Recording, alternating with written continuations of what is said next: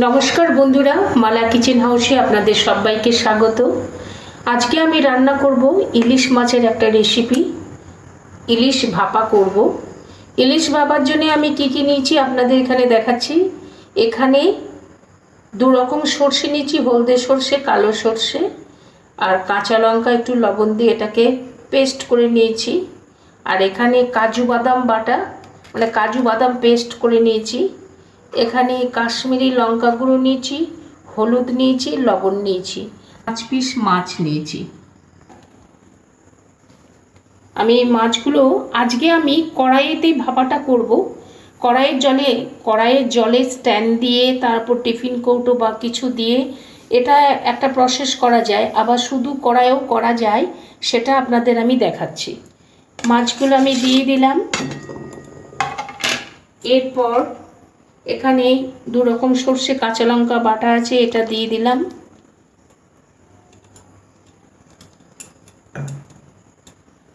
এখানে কাশ্মীরি লঙ্কা গুঁড়ো আছে কালারের জন্য, এটা দিয়ে দিলাম। কাঁচা লঙ্কা বাটা আছে, তবু আমি কাশ্মীরি লঙ্কাটা দিচ্ছি 1 চামচ। আর এখানে 1 চামচ হলুদ আছে, হলুদটা দিয়ে দিলাম। এখানে 1 চামচের একটু কম লবণ আছে, এই লবণটা দিয়ে দিলাম।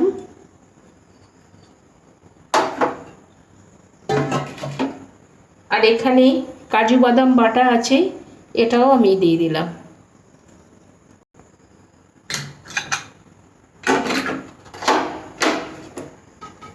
এখানে আমি পরিমাণ মতো 3 টেবিল চামচ সর্ষের তেল দিচ্ছি।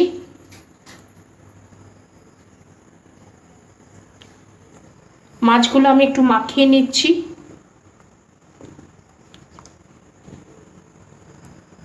আমি এই কড়াইতেই কম আছে করে নেব। আমি স্ট্যান্ড দিয়ে দেখাচ্ছি না, পরে আপনাদের স্ট্যান্ড দিয়ে দেখাবো টিফিন কৌটোয়। আজকে আমি কড়াইয়ে করছি। 3টে কাঁচা লঙ্কা নিয়েছি, এটা গার্নিশের জন্য কাঁচা লঙ্কাটা দিয়ে দিলাম। এবার আমি গ্যাসটা অন করে কড়াইটা বসিয়ে দেব। কম আছে আমি বসিয়ে দেবো 10 মিনিটের জন্য। এবার আমি ঢাকা দিয়ে দিচ্ছি। আঁচটা মানে গ্যাসটা কমিয়ে দিয়েছি, দিয়ে এবার আমি ঢাকা দিয়ে দিচ্ছি। কড়াইতেই আপনাদের করে দেখাবো বন্ধুরা। এটা হোক এবার, দেখি বন্ধুরা কতটা হলো। অলমোস্ট ভাপাটা হয়ে গেছে, আমি এবার নামিয়ে নিচ্ছি। আমি গ্যাসটা কমিয়ে দিয়ে লো ফ্লেমেই করলাম। এবার আমি নামিয়ে নিচ্ছি।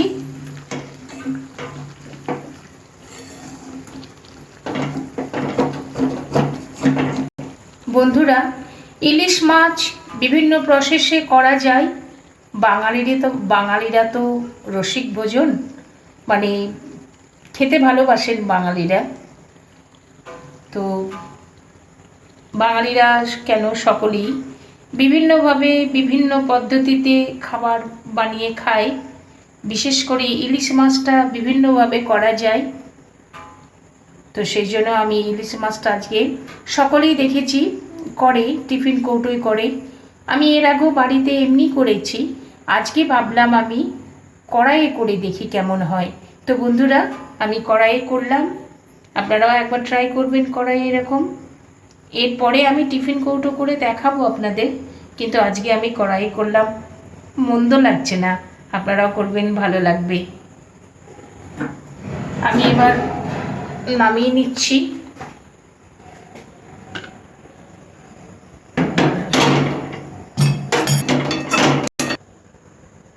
বন্ধুরা দেখুন কত সুন্দর লাগছে, আশা করি খেতেও ভালো লাগবে।